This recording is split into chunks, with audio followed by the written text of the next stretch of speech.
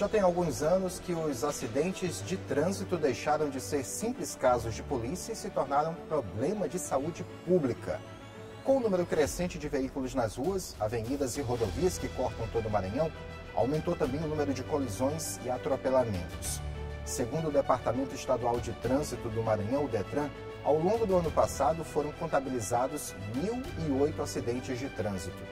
Neste ano, entre o dia 1º de janeiro e 15 de abril, mais de 290 acidentes haviam sido registrados. No ano de 2014, foi criado o Maio Amarelo, como forma de incentivar o trânsito seguro e combater a imprudência e desrespeito às leis do trânsito. Ao completar 10 anos, como tem sido o reflexo das ações do Maio Amarelo? O motorista brasileiro, em especial o maranhense, tem se comportado melhor? O que provoca a imprudência no trânsito? De quem depende um trânsito seguro e confiável? Como fazer as pessoas terem consciência do seu papel para garantir um trânsito mais humano? Essas e outras questões estão no debate do Contraplano de hoje.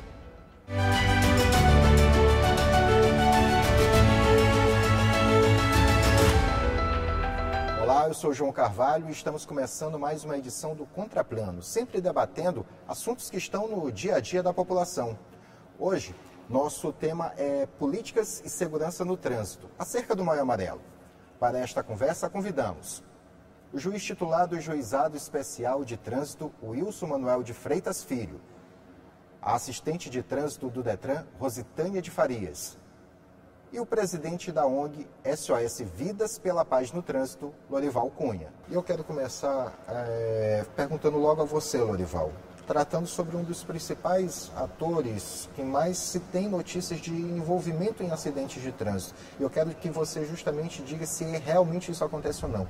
Os motociclistas atualmente são os principais envolvidos em acidentes de trânsito? Sem dúvida. A SOS Vida pela Paz no Trânsito foi fundada no dia 15 de abril de 2011. E de lá para cá eu acompanho, né, com muita atenção toda a realidade do trânsito do nosso país e do nosso estado.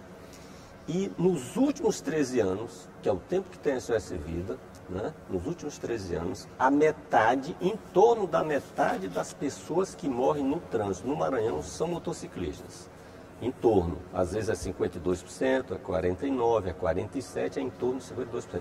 Então, o ano passado, por exemplo, a Secretaria de Estado da Saúde nos dá conta de que 1.489 pessoas morreram no trânsito. Então, a gente já sabe que foram 1.200 e tantas motociclistas.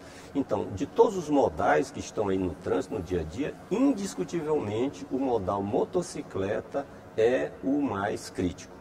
E agora, com o complicador, está surgindo um complicador, que são os motociclistas entregadores. Esse que andam com a caixa vermelha aí do iFood, né, pelas ruas. Eles são contumazes infratores do trânsito, né, lamentavelmente. E aí, é claro, em função disso, os acidentes vêm e, consequentemente, as mortes e os ferimentos. Vou falar agora aqui com a representante do DETRAN, a nossa convidada Rositânia, saber se dentro do DETRAN, o que especificamente nesse assunto, quando se trata de motociclistas, o que tem se trabalhado no sentido deles criarem uma maior consciência e serem colaboradores para um trânsito seguro e diminuir tanto esses números que temos espalhados, não só pelo Maranhão, mas pelo país? Bom, o DETRAN ele tem uma preocupação muito grande com o motociclista, uma vez que é o motociclista que mais morre no trânsito, né? Então, pensando nisso, o governo do estado tem algumas políticas públicas voltado para esse motociclista. Não só para o motociclista em geral, mas para o motociclista, como bem citou o doutor Lorival, entregador, que é o motofrete e o mototáxi. Só para você ter ideia, tivemos um projeto que se trabalhou 2021, 22 e 23, que é o DETRAN com o Povo, onde foram contemplados mais de 10 mil motociclistas com cursos, capacitações, entregas de capacete, projetos educativos voltados para o uso correto desse capacete, um trabalho que foi feito a nível estadual. Nós tivemos nos 217 municípios atendendo às solicitações de acordo com a demanda do projeto. O prefeito solicitava, o Detran atendia com o curso de mototáxi ou motofrete, ou com o curso de pilotagem defensiva, que era o trabalho que era feito direto com o motociclista em geral. E pensando na sua maior segurança, na sua maior análise sobre a segurança desse motociclista, a gente trabalha também a questão da entrega do dispositivo de segurança. Ah, Rose, mas o dispositivo, para vocês terem ideia, ele, muitas das vezes, 70% dos motociclistas que tem esse dispositivo, ele faz o uso de forma correta. Então, termina que aquele dispositivo se torna uma bomba na mão dele, na hora de uma colisão, na hora de um acidente mais sério. Então, é muito importante a gente ter um trabalho voltado para essa consciência da segurança no trânsito. E a gente fez esse trabalho durante esses 3 anos e estamos aí com um novo projeto, onde o ator principal continua sendo o motociclista. Até por conta desses dados, que a busca da gente incessante em fazer esse trabalho com a política voltada para eles é para a diminuição dos óbitos de motociclista no trânsito e principalmente que os maiores... Os motociclistas que mais se envolvem no trânsito são os de menor idade, ou seja, na faixa etária produtiva de 18 a 28 anos, mais ou menos, são as vítimas de acidente de trânsito, principalmente no interior do estado. Dr. Wilson, são muitos os casos envolvendo, ainda no ponto motociclista, são muitos os casos envolvendo motociclistas que chegam até o juizado? Muito frequentes. Que tipo, que naturezas envolvendo? Colisões frontais, laterais, batidas mais variadas. E a gente observa, pegando o gancho aí, como cidadão, né? A gente está no trânsito e a gente observa que, de fato, os motociclistas eles estão trafegando de modo muito temerário, não respeitam as leis de trânsito. É uma coisa realmente assim, um problema que nós devemos ter muita atenção, as autoridades que lidam com isso, notadamente relativamente à educação no trânsito. Então eu acredito que passa muito por isso, por informação, por educação, porque esses serviços de entrega, eles estão se aumentando cada dia mais. As pessoas, elas precisam desse trabalho. Então, e as empresas, elas costumam colocar metas de entrega, de rapidez, e você precisa ser rápido. Então, eles ficam costurando, né? Sim. Costurando no trânsito e se colocando em risco frequentemente. Eu acho que isso é uma das maiores causas de acidente hoje em São Luís. E quando acontecem esses registros feitos pelas câmeras, né, que possivelmente vai gerar multa, quando eles tentam alegar, acaba parando algum caso no juizado para ser analisado, ou isso depende somente do órgão expedidor, no caso municipal, Secretaria Municipal de Transporte, caso do Estado, Detran, com o batalhão, ou o juizado chega algum caso para o juizado? Essa pergunta é muito boa, porque me permite situar o juizado do trânsito dentro desse contexto do tema proposto aqui à mesa, que é políticas de segurança do trânsito, né? Ou políticas de segurança do trânsito. O juizado do trânsito, ele não faz parte do Sistema Nacional de Trânsito, que é um braço do executivo, por assim dizer.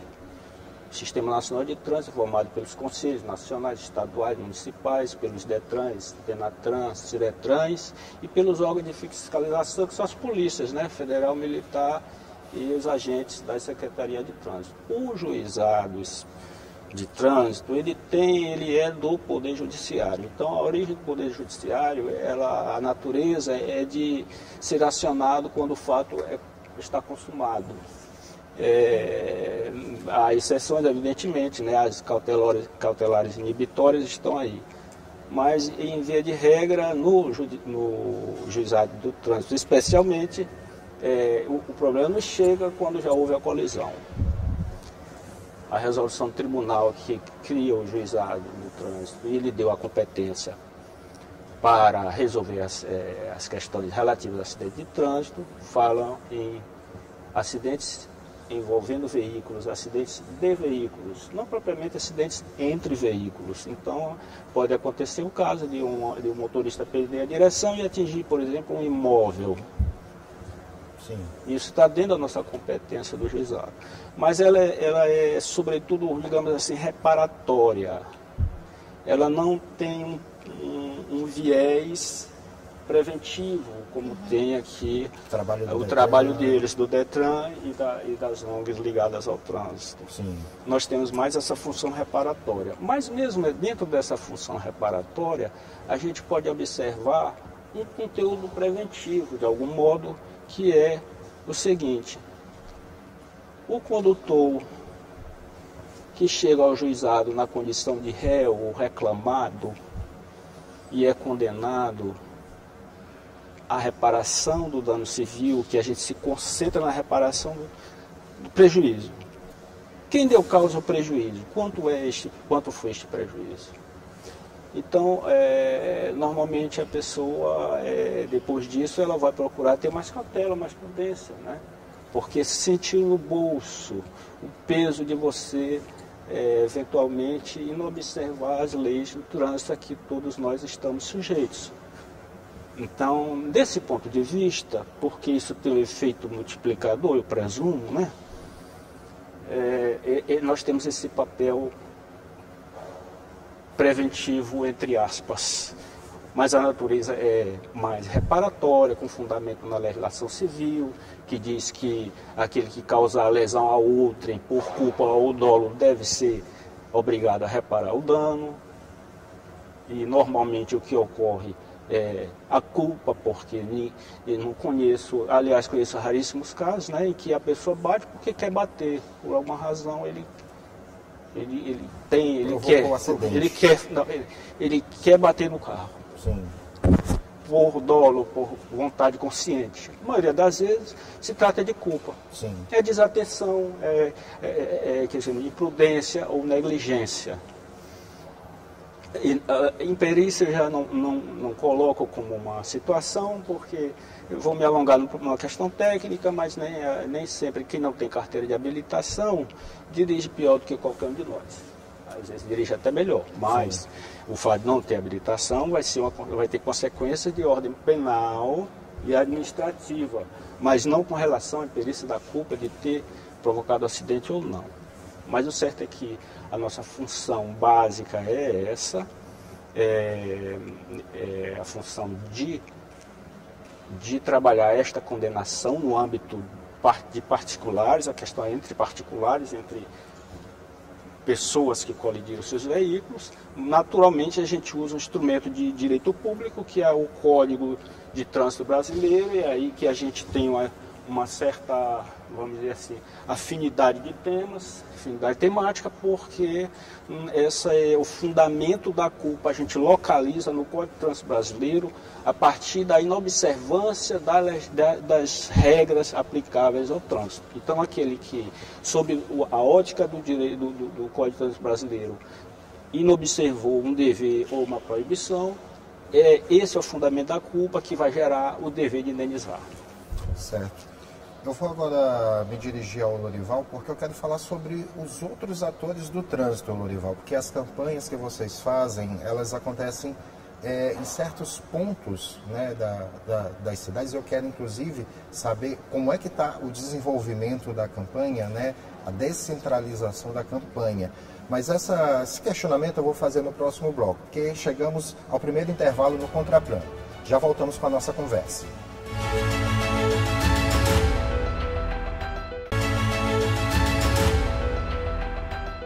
De volta com o Contraplano, hoje estamos debatendo políticas de segurança no trânsito acerca do Maio Amarelo. E no final do primeiro bloco, Lorival, eu me dirigi a você, porque eu quero saber como é que está o desenvolvimento da campanha SOS Vidas pela Paz no Trânsito. E também a respeito de onde ela tem acontecido. Muitas vezes aqui na capital, mas ela tem sido desenvolvida dentro do interior do estado também. Vocês têm essa capilaridade? Como é que anda a campanha?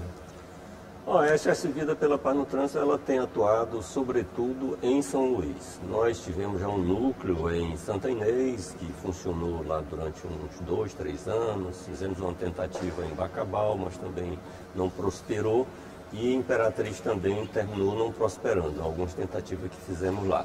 Então hoje a atuação da SOS Vida é sobretudo aqui em São Luís do Maranhão, embora ela tenha uma boa repercussão em Bacabal, porque nós temos uma coluna que nós publicamos semanalmente no jornal Imparcial e também lá numa coluna lá do jornalista, lá no site do jornalista Abel Carvalho. Então a SOS Vida, ela assim, a nossa prioridade é a educação para o trânsito. E eu trouxe aqui, eu considero isso aqui um troféu nosso, é um caderno de apoio pedagógico, não sei qual é a câmera que está, né?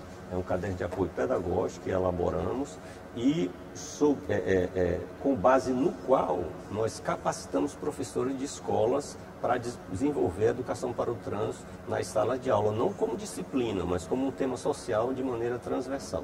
É o caso do SESI. O SESI tem, na verdade, agora 4 escolas de referência no estado, 2 em São Luís, uma em Bacabal, uma em Imperatriz, e desde 2017 ele desenvolve a educação para o trânsito. Já fizemos tentativa na rede pública de ensino do estado, né, no IFMA São José Ribamar, já executou durante um período, e agora estamos com um acordo de cooperação com o IFMA, no qual nós estamos apostando alto de que nós vamos ter realmente educação para o trânsito em mais de 30 campos do IFMA no estado, de uma maneira moderna, apresentando vídeos, games, né? Está em andamento isso aí. Então essa é a nossa prioridade. A outra atividade nossa que nos dá uma visibilidade boa, né? E a mídia também faz uma boa cobertura, é aquela atividade de educação em faixa de pedestre. Já foram 166 ações educativas em faixa de pedestre, onde nós exibimos as nossas faixas com o nosso lema, que é a vida passa pela faixa de pedestre. Nós distribuímos panfletos educativos com orientações para o condutor e para o pedestre, damos orientações verbais aos pedestres e aos ciclistas, que devem passar desmontado, empurrando a bicicleta para ele se equiparar a pedestre, conforme prevê o parágrafo 1º do artigo 68 do Código de Trânsito Brasileiro. E aí, é claro, a gente gostaria de ter uma estrutura melhor, como eu tenho certeza que a Rositânia lá no Detran talvez sonhe também crescer mais, ampliar mais o seu trabalho, mas a gente faz o que é possível. Eu costumo dizer o seguinte: o parágrafo 2º do artigo 1º do Código de Trânsito Brasileiro diz que o Transseguro é um direito de todos nós e um dever dos órgãos do Sistema Nacional de Trânsito. Carrega tudo para os órgãos do Sistema Nacional de Trânsito. No entanto, nós, da SOS Vida pela Paz no Trânsito, entendemos que a sociedade pode e deve participar desse processo. E a SOS Vida dá esse exemplo. E as pessoas, nos momentos que vocês fazem essas ações, as pessoas se interessam pelo que vocês estão falando? Elas atentam para o que vocês estão levando? Atentam, e é incrível. Eu adoro fazer esse trabalho de faixa de pedestre, por exemplo, porque ali a gente recebe elogios, recebe críticas também. Vocês estão trabalhando só em área nobre, vocês estão ganhando dinheiro fácil e tal, enfim, uma coisa assim, mas isso é minoria, entendeu? A maioria elogia, aí a gente convoca que eles se aliem a nós para fazer um trabalho lá no bairro onde ele mora e tal. Enfim, nós achamos que essa campanha ao longo dos seus 10 anos já rendeu frutos, né? Eu fico feliz quando vou numa determinada via que o carro na minha frente para na faixa de pedestre. Aí eu digo, que maravilha. Fico feliz quando vejo também um pedestre gesticulando, ele não fica imóvel, ele fica gesticulando, que é uma das orientações que a gente dá para o pedestre, ele gesticular, olhar bem para o fluxo, até todos os veículos pararem, para que ele possa atravessar em segurança. Certo. Rositânia, em relação às campanhas desenvolvidas pelo Detran, elas têm surtido os efeitos? Quantas campanhas são? Dando uma olhada breve no site, a gente percebeu que tem um bom quantitativo, mas quantas dessas são voltadas ao público externo, né? Aqueles que estão no dia a dia fazendo o trânsito, e como é que tem sido? As pessoas têm dado um bom retorno? Sim, o Detran hoje ele trabalha campanhas o ano inteiro. Nós temos 23 projetos ativos, né, onde a gente trabalha de acordo com a realidade das solicitações. E tem as campanhas nacionais, né? As campanhas nacionais, a exemplo do Maio Amarelo e da Semana Nacional de Trânsito, que são campanhas que têm uma abrangência maior, porque existe a união de todos em prol de um mesmo objetivo, né? A sociedade como um todo. E a receptividade com essas campanhas é muito boa, a procura é muito grande. A gente está aí com um calendário ainda abarrotado de solicitações do Maio Amarelo, que provavelmente a gente só vai encerrar o Maio Amarelo na metade de junho, porque é muita solicitação, muitas solicitações. Vai desde hospitais, a empresas, a praças públicas, eventos externos, evento interno em escolas, escolas à noite, igrejas nos procuram. A Vale do Rio Doce, ela nesse período, a gente recebe uma solicitação muito grande das empresas parceiras da Vale do Rio Doce. Então é um trabalho que a gente já faz direto com o motorista, de consciência, principalmente voltado para o excesso de velocidade e o uso de álcool durante a condução do veículo. Então, assim, são várias temáticas durante todo o período das campanhas. Fora isso, nós temos as campanhas estaduais, que são as feiras, as exposições. Agrobalsas, por exemplo, nós tivemos lá. Daqui a pouco a gente vai estar em julho na Expo Imp, Expo Açailândia. Aí depois a gente já passa para o EMA, período da Expo EMA aqui em São Luís. Ou seja, todo ano a gente tem um trabalho extenso voltado para todo o estado do Maranhão. E o bacana de tudo isso é que o Maio Amarelo esse ano trouxe um tema que ele mexe com as pessoas. Então, o envolvimento dessa campanha está completamente diferente das demais. Quando você fala que a página do trânsito começa por você e você automaticamente se insere nesse contexto, então você já faz a sua análise, você já abraça a campanha, porque mexe com as pessoas. A gente procura mexer com o eu de cada um para ele refletir suas atitudes no trânsito. Afinal de contas, o trânsito seguro é direito de todos e é responsabilidade também de todos. Então, assim, nossas campanhas, elas são voltadas para todo o estado do Maranhão. Hoje nós temos um parceiro chamado Polícia Militar e PRF, que são os nossos maiores parceiros para levar a campanha aos 217 municípios. Nós temos os municípios que estão integrados e os não integrados, que nessa época nos procuram, a exemplo de um curso que fizemos. Eu estava até comentando com o doutor Lorival, quando eu cheguei, que nós conseguimos trazer 150 agentes de trânsito do interior do estado no dia 10, agora de maio, para a abertura do Maio Amarelo do Detran. Conseguimos trazer 23 municípios, ou seja, 150 pessoas que trabalham com trânsito se juntaram, se reuniram e fizeram um curso muito bacana, que é o papel do agente educador. Porque sem educação a gente não vai conseguir. Então, a ideia mesmo é que esse agente tenha consciência do papel dele enquanto educador de trânsito também, assim como eu, que sou educadora, assim como o doutor Lorival e assim como o senhor. Então, assim, esse trabalho que a gente está fazendo com os municípios é um trabalho grandioso, são sementes que a gente está plantando e a gente tem certeza absoluta de que a gente vai colher o fruto desse trabalho. Então, assim, o Detran não para, a gente atende o ano todo. É só entrar no site do Detran, fazer as solicitações e a gente atende. Da empresa à escola. Do projeto Conhecendo o Detran, que nós temos um projeto que trabalha com adolescente, que ele visita o órgão, ele vê a área de prova, ele vê como é que é o processo da primeira habilitação, para que ele tenha consciência da responsabilidade que é pilotar uma moto. Porque a maioria, principalmente no interior das escolas públicas, o adolescente, ele já pilota, e ele nem sabe direito o que é o trânsito. Então, a ideia é exatamente trazer esse adolescente e conscientizar esse adolescente da responsabilidade que ele terá ao pegar uma moto para pilotar. Certo. Doutor Wilson, em relação aos casos que chegam em maior volume lá no juizado, muitos deles envolvem prejuízo ao patrimônio tanto privado como público. Não, é apenas patrimônio privado, porque quando há dano ao patrimônio público, a competência é do Juizado Especial da Fazenda Pública. Não é? Então, no caso, quebra de poste, por exemplo. Sim, Juizado Especial da Fazenda Pública. Sim. Então, a nossa atuação ela é centralizada na questão da reparação civil do dano.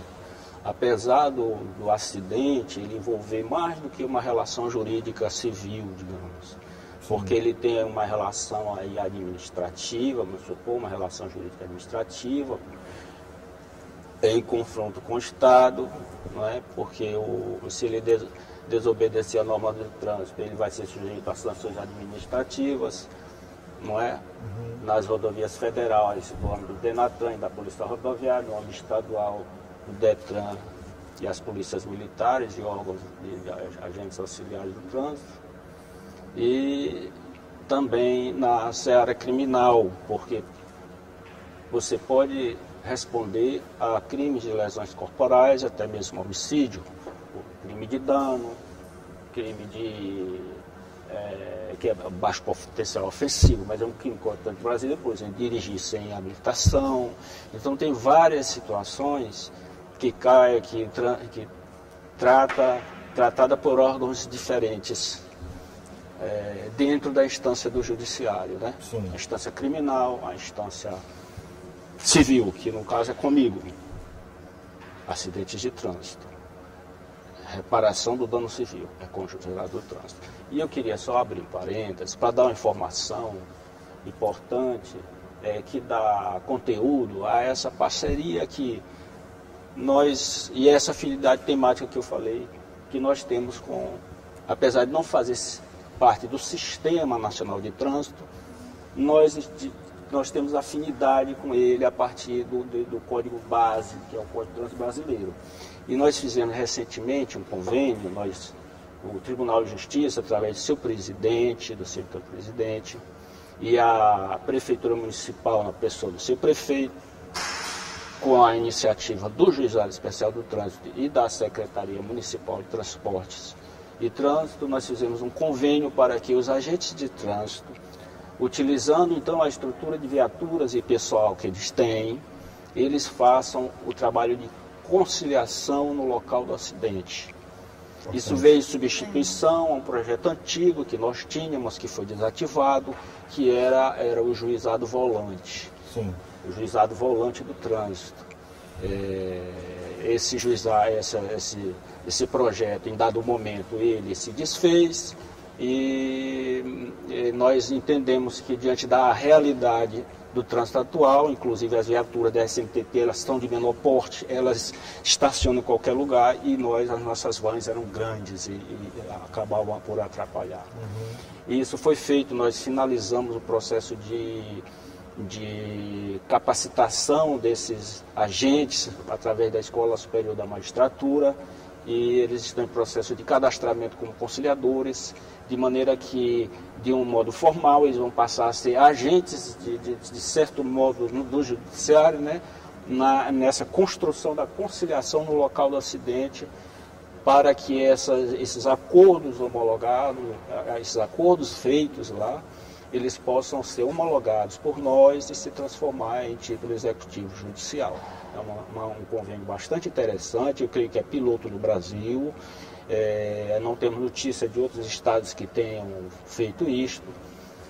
O projeto do juizado volante existe em outros lugares, mas esse convênio com a SMTT não temos notícia ainda. Eu creio que vai produzir bons resultados. E quando deve entrar em prática? Muito brevemente. Eu acredito que no mais tardar, dentro de 30 dias, se encerra o processo de cadastramento junto ao Conselho Nacional de Justiça de todos esses agentes, é uma turma de 71 agentes. E o principal, eles participaram dos cursos com muita vontade. Eles gostaram muito e eles querem muito fazer esse trabalho. Isso vai ajudar, inclusive, na fluidez do trânsito, na resolutividade. Sim, na resolutividade. Muito bem. Essa palavra que você usou foi muito boa. Resolutividade. Muito boa. Tá certo. Lorival, a gente que conhece o trabalho da SOS Vidas sabe que muitas das pessoas acabaram se envolvendo com a campanha, aderindo à campanha a partir de experiências dolorosas. É o teu caso. E aí eu quero saber de outras pessoas que, porventura, nos atos que vocês fazem, que às vezes se aproximam, relatam casos semelhantes, algo parecido, mas a gente só vai falar sobre isso daqui a pouco, no próximo bloco, tá bom? A resposta para a pergunta fica para o último bloco do Contraplano. Já voltamos.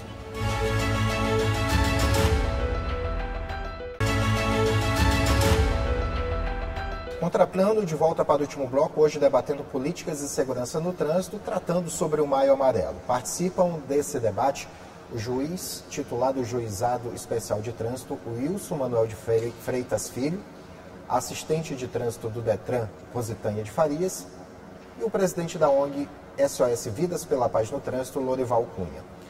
Lorival falava justamente no final do bloco anterior que eu queria saber de outros relatos, outras experiências que, porventura, vocês que estão no dia a dia da campanha ouvem. Chega muitos relatos para vocês de natureza justamente por consequência de acidente de trânsito? Na verdade, chegam alguns. As pessoas, às vezes, não nos relatam. Nós é que acompanhamos.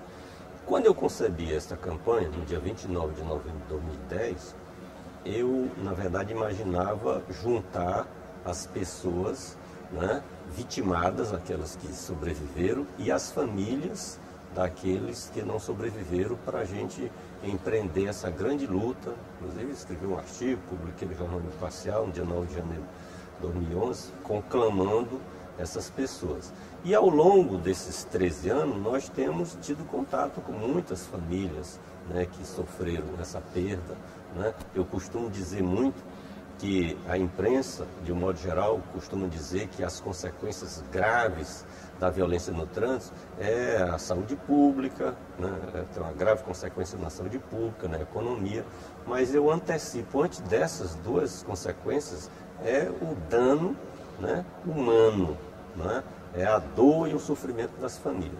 Então a gente tem muitos contatos, algumas pessoas inclusive nos aproximam, sobretudo quando nós realizamos aquele grande evento no terceiro domingo de novembro, que é o Dia Mundial em Memória das Vítimas de Acidente de Trânsito. Ali, geralmente, muitas famílias que foram vitimadas, né, tiveram membros da sua família que foram vitimadas, comparecem ali, umas levam fotos, outros levam faixas, e outros colaboram, se colocam à disposição para colaborar com o nosso trabalho. Certo. Rositânia, estava vendo um material, analisando, foi feito um levantamento que mostra que o Maranhão é o 16º estado em índice proporcional à população em mortes por acidentes de trânsito.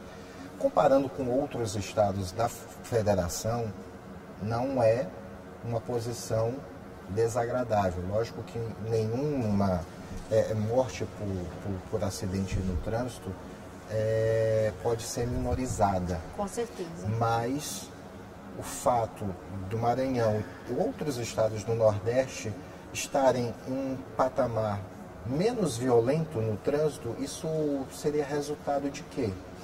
Eu creio muito que resultado do trabalho que tem sido feito durante esses anos todos, tá? Costumo dizer que as campanhas educativas, a gente põe ela na rua, a gente vai para a rua, a gente tem aquele contato direto com quem está no trânsito. Esse retorno é exatamente nos dados, nos números. Então, eu acredito muito na força do trabalho de educação para o trânsito, nas campanhas que a gente faz a nível nacional ou não, nas campanhas das escolas e etc. Então, eu atribuo essa diminuição, claro, o que está longe de ser o ideal, né? O trabalho ele é feito buscando essa diminuição. Eu acredito que a gente está caminhando para isso, mas ainda falta muito. Falta principalmente a conscientização de que a gente tem um trabalho que tem que ser unificado, todos os poderes. doutor Lorival, através da ONG, o juiz, ou seja, o município e o Estado, todo mundo juntos por um trânsito seguro. Um trabalho onde ele seja totalmente uniformizado, voltado exatamente para essa busca de melhores dados. Então, eu acredito muito na força do trabalho que vem sendo feito. O governo do Estado, por exemplo, não mede esforços em colocar as campanhas, principalmente as nacionais, na rua, as campanhas estaduais que a gente vem fazendo também, e principalmente os projetos que se trabalha no dia a dia, com uma equipe gigante que o Detran Maranhão tem hoje, uma equipe de educação para o trânsito, onde a gente atende todos os dias, a gente está em algum local diferente, com palestras educativas, com cursos, qualificando, principalmente cursos, o interior do estado todo pede curso. Então a gente trabalha a questão do curso do agente de trânsito, de atualização de agente de trânsito, o curso do mototáxi, o curso do motofrete, ou seja, qualificando. E o professor, ele não foge disso. Tem esse trabalho que o doutor Lorival já faz com o professor e o Detran também faz esse trabalho de qualificação desse professor para trabalhar a educação para o trânsito dentro de suas disciplinas. Então, eu atribuo ao trabalho que vem sendo feito, com certeza.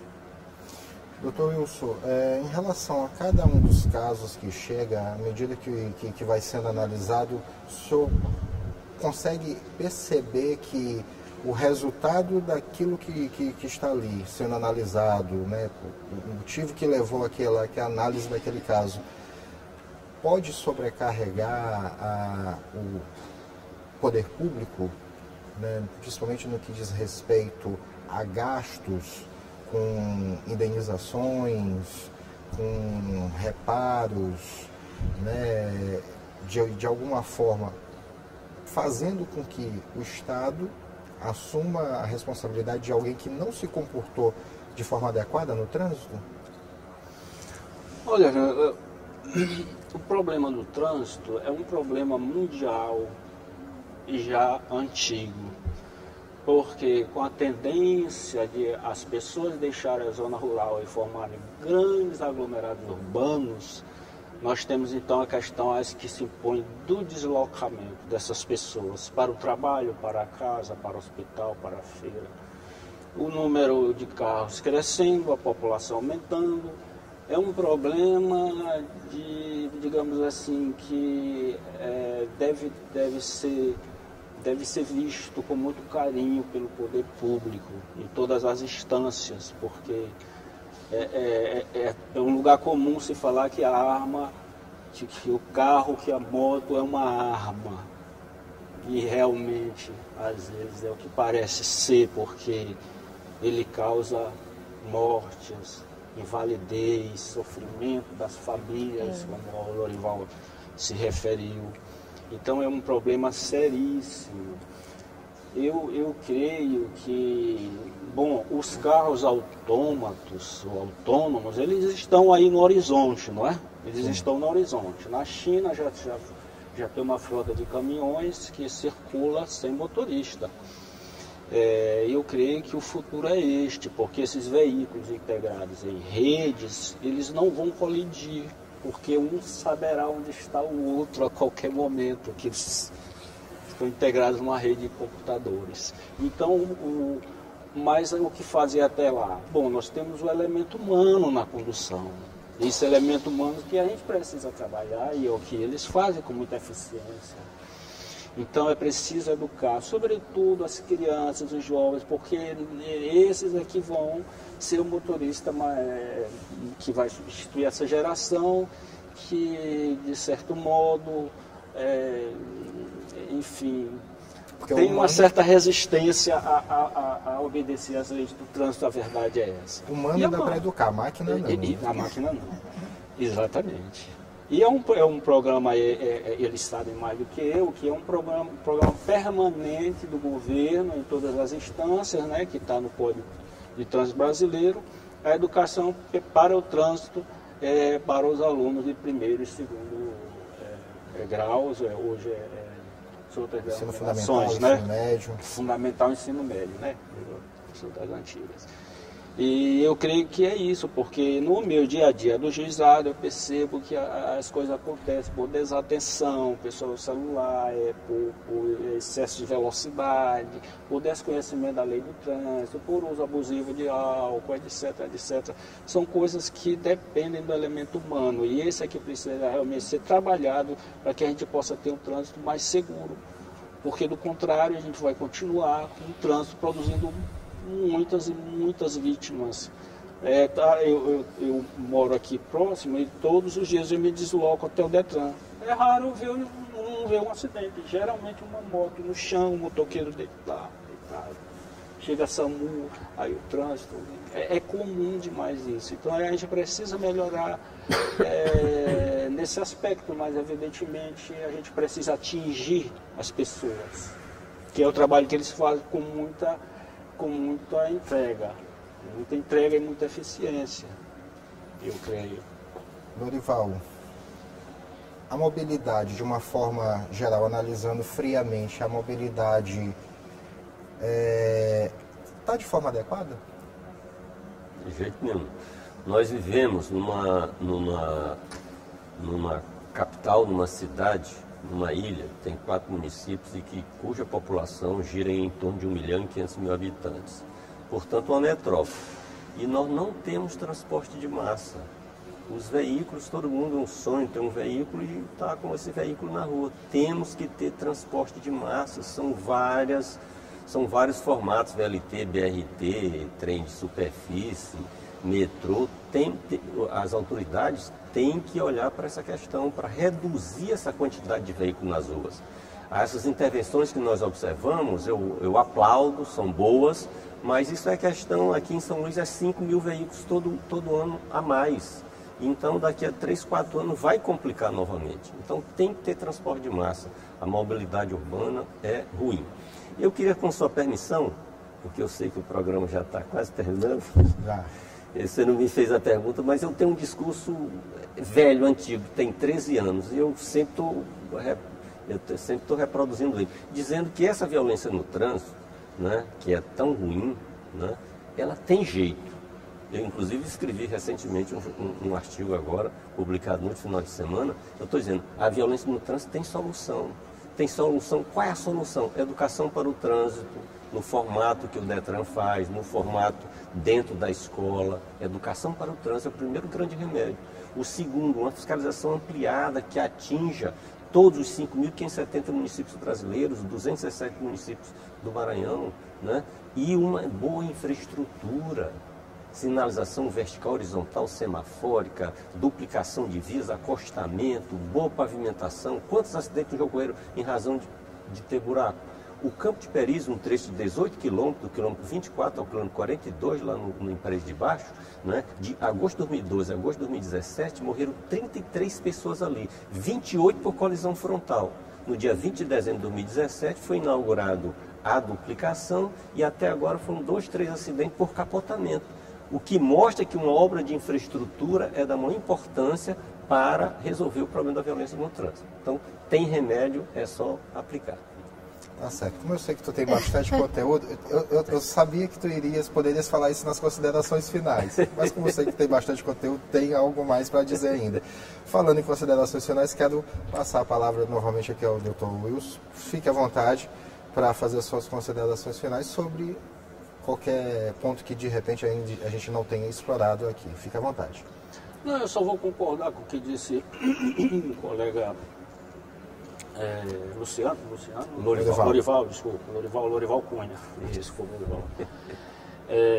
Em que é preciso, para minorar o problema, não para acabar com o problema, investimento público nas vias de circulação. Sei que pode acontecer de recursos serem precários, precisa de recurso para isso, precisa para aquilo, saúde, tudo mais, etc. Mas é preciso a gente dar uma atenção especial à questão da mobilidade urbana. E isso passa por obras de estrutura, ou reestrutura das vias de circulação. Concordo inteiramente. Assim como a educação, ela tem assim, uma importância muito grande, principalmente a educação, como já falamos, a educação a nível de ensino fundamental e ensino médio. O Juizado do Trânsito se coloca à disposição para colaborar com os demais órgãos, embora, como nós falamos aqui, tem uma atividade mais repressiva, digamos assim, reparatória, do que preventiva ou educativa. Mas, evidentemente, estamos abertos a colaborar com os demais órgãos voltados para o trânsito, ainda que de uma maneira simbólica, né? De uma maneira simbólica, para permitir que as pessoas tomem conhecimento de que existem pessoas atuando fortemente para que a questão do trânsito, pelo menos, tenha seus problemas diminuídos. É isso que eu tinha para dizer. Rositânia. Bom, como o doutor Lorival falou, eu não poderia deixar de citar e de parabenizá-lo pela sua excelente explanação com relação ao remédio do trânsito. Eu acredito também que o remédio dessa violência que está aí é educação para o trânsito, tá? Educação de manhã, educação de tarde, educação à noite, todos os dias. E assim, a gente clama para que a sociedade como um todo se sinta parte desse processo educativo. Eu acho assim, quando eu vejo alguém dizendo que ninguém muda o comportamento de um adulto, eu não acredito. Não acredito porque eu vi isso acontecer. A gente vê isso acontecer todos os dias. Quando tu vai para uma escola que tu trabalha a educação para o trânsito da forma com uma criança e ela replica isso em casa, sendo o nosso agente multiplicador de educação em casa, ela muda sim o comportamento do pai, do irmão, do vizinho. Então isso só prova que educação é o remédio para que a gente mude esse cenário também. Lorival. Eu quero aproveitar esse momento agora, né, das considerações finais, para conclamar as autoridades públicas do nosso Estado, ao governador do Estado, aos 217 prefeitos, né, para que dê uma atenção especial a essa questão do trânsito. Vejam bem, dos 217 municípios maranhenses, e a Rositânia pode me corrigir depois aqui da fala, só 69 têm um trânsito municipalizado. Destes, nem todos funcionam adequadamente. Reparem bem, 69 dos 217 municípios. E é uma exigência do artigo 24 e 25 do Código de Trânsito Brasileiro. Tá? Então, que os prefeitos municipalizem o trânsito. Quando municipaliza o trânsito, 2 pilares desses 3 já começam a funcionar, que é a infraestrutura e a questão da fiscalização, uma boa sinalização da cidade, concurso para agente de trânsito. Então, conclamo 217 prefeitos maranhenses para municipalizar o trânsito, os que ainda não municipalizaram, o governador do Estado para dar todo esse apoio, porque é fundamental. Esses 3 remédios, se bem aplicados, eles vão reduzir mortes e feridos no trânsito. Esse é o apelo que eu faço e coloco a SOS Vida à disposição. Nós temos um caderno, esse caderno de apoio pedagógico, inclusive ele tem digitalizado. Nós nos colocamos à disposição também para colaborar na capacitação dos professores, de fazer acordo de cooperação técnica com esses municípios, para que a gente possa colaborar nessa capacitação, no fornecimento desse material. Então são minhas palavras finais aqui e pedindo a Deus, né, que nos ilumine sempre nessa luta, né, que no meu caso é para o resto da vida.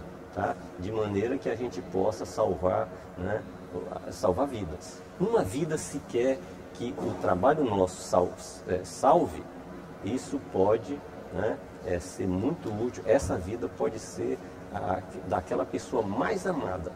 Então, acredito que é um trabalho que nós temos que ter muito orgulho de realizá-lo, que é lutar pela paz no trânsito. Tá certo, eu agradeço a presença do Dr. Wilson, da Rositânia, do Lorival.